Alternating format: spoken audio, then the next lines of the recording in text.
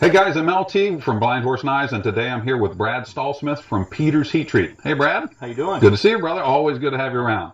So Brad, we hear a lot about oil quenching knives versus air hardening knives. Can you give us a little insight on what we're talking about there? Absolutely. The one of the first steels that was invented was just a plain carbon steel. Pretty much all other steels have come from that by adding different ingredients. So oil quench steels have less alloy. They're using just basically carbon to get their hardness. Okay. The air hardening steels, on the other hand, have a higher percentage of and even more ingredients and a higher percentage of those ingredients.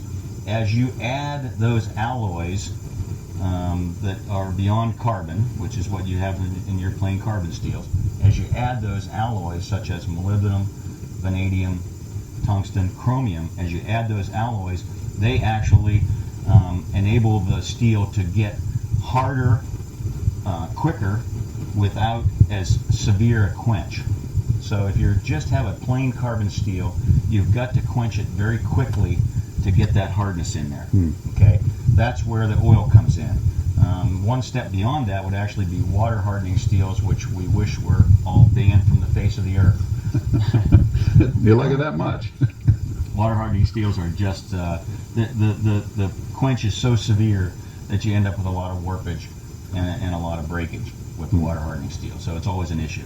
Oil hardening steels was just a little bit of a step back from that. It's a very quick quench. When we quench a piece of oil hardening steel such as 01 or 1095, we're looking to get that down to where you can hold it in your hand in about 15 seconds. So it's a very quick quench, and what that quick quench does is that traps that carbon, which is the only thing that you have in an oil hardening steel, pretty much.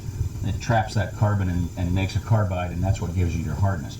On the other side of things, with the air hardening steels, you've added more alloy in higher percentages. So you've added some molybdenum, you've added some chromium, tungsten, vanadium. You've added some of those different alloying elements. Those elements actually will allow the knife to achieve hardness without as quick a quench. And that's why you can actually harden them in the air. You can actually just pull them out, and the natural cooling that you would get from the high heat down to room temperature takes 5 minutes or so.